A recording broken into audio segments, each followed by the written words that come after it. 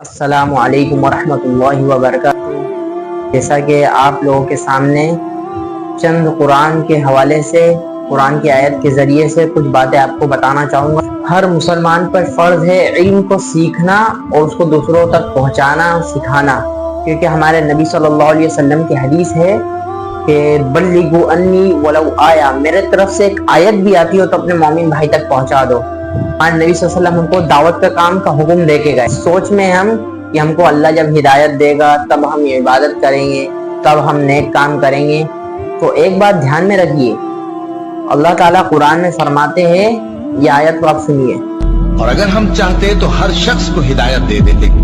لیکن میری طرف سے یہ بات قرار پا چکی ہے کہ میں دوزخ کو جنوں اور انسانوں سب سے بھر دوں گا، سو اب آگ کے مزے چکھو، اس لیے کہ تم نے اس دن کے آنے کو بھلا رکھا تھا، آج ہم نے بھی تمہیں بھلا دیا ہے۔ تو دوستو آپ نے اس آیت میں غور کیا ہوا کہ اللہ تعالیٰ تو فرما رہا ہے کہ اگر ہم چاہتے تو جتنے شخص سے سب کو ہدایت پہ جمع کر دیتے۔ اب میں اس کے اپوزٹ آپ کو ایک اور آیت بتاتا ہوں جس کا ترجمہ یہ ہے کہ اللہ تعالیٰ فرماتے ہیں کہ ہم نے کتابیں بھیج دی، پیغمبر بھیج دیے، حق کا حق ہونا، باطل کا باطل ہونا بتا دیا۔ لا اکراہ فی الدین،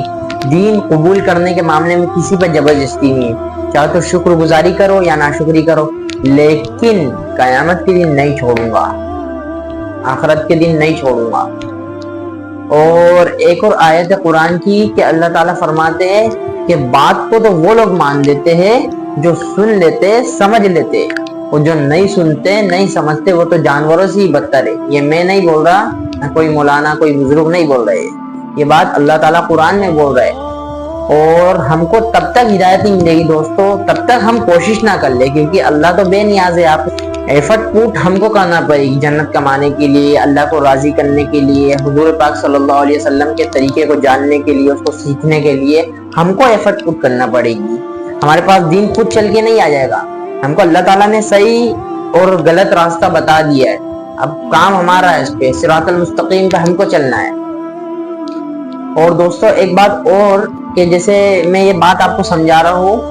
تو بہت سے لوگ تو چڑ جاتے ہیں اسی باتوں سے، جیسے ہمارے گھر میں معاشرے میں دین حدیث کی بات کرو، کسی کو کچھ بتاؤ تو بولتے بہت بڑا مولانا بن گیا ہے، بہت بڑا یہ بن گیا ہے، ہم کو سکھائے گا، کل کا بچہ ہے، یہ ہے۔ تو ایک بات سنیے،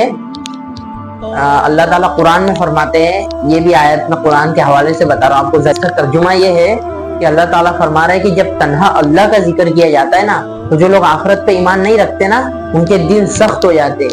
اور جب اوروں کا ذکر کیا جاتا ہے تو خوش ہو جاتے۔ مطلب